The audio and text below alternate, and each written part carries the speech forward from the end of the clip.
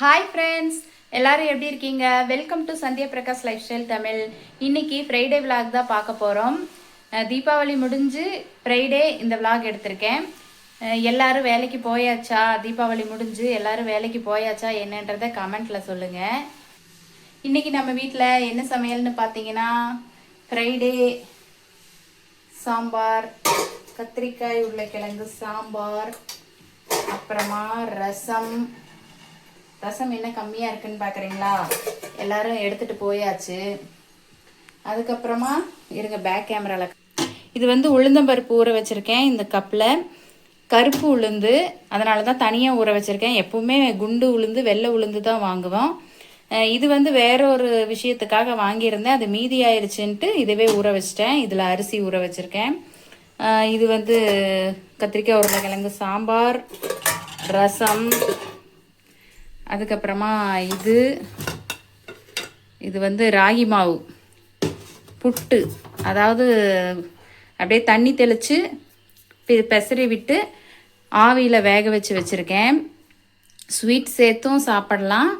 அப்படி இல்லைன்னா நான் என்ன பண்ண போகிறேன் இன்றைக்கின்னு பார்த்தீங்கன்னா, வெங்காயம் மிளகா போட்டு தாளிக்க போகிறேன். ஓகே, நான் இனிப்பு சேர்க்க போகிறதில்ல.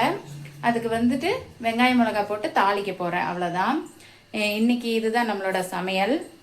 இன்றைக்கி ஃப்ரைடே எடுத்த விலாக் தான் இது. ஃப்ரைடே எப்போவுமே பார்த்திங்கன்னா நாம் பூஜை பண்ணுவோம். இன்றைக்கி பூஜை பண்ண முடியாத ஒரு சுச்சுவேஷன். ஏன் அப்படின்னு பார்த்தீங்கன்னா, கிட்டத்தட்ட 3 மாதமாகவே பூஜையே பண்ணலை வீட்டில். அதுவே பார்த்திங்கன்னா ஒரு நெகட்டிவ் எனர்ஜியாகவே இருக்குது வீட்டுக்குள்ளே. இன்னுமே 1 or 2 months ஆகிடும் பூஜை பண்ணுறதுக்கு.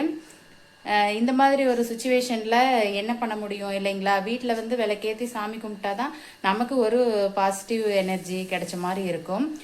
அது ஃபுல் அண்ட் ஃபுல் நெகட்டிவாகவே தான் இருக்குது வீட்டுக்குள்ளே. இதுவும் ஒரு ரீசனாக இருக்கலாம். மேபி எல்லாத்துக்குமே நம்ம மனசு தான் ஒரு காரணம். இங்கே பார்த்தீங்களா, இன்றைக்கி ஃப்ரைடே எடுத்த விலாகில் இவர் எப்படி வீட்டில் இருக்காருன்னு தெரியுங்களா? ஒரே சளி. தம்பிக்கு பார்த்தீங்கன்னா ஒரே சளி. அதாவது அவருக்கு தீராத சளி, தீரவே மாட்டேங்குது. ஹாஸ்பிட்டல் போனாலும் சரி, என்ன பண்ணாலும் தீரவே மாட்டேங்குது.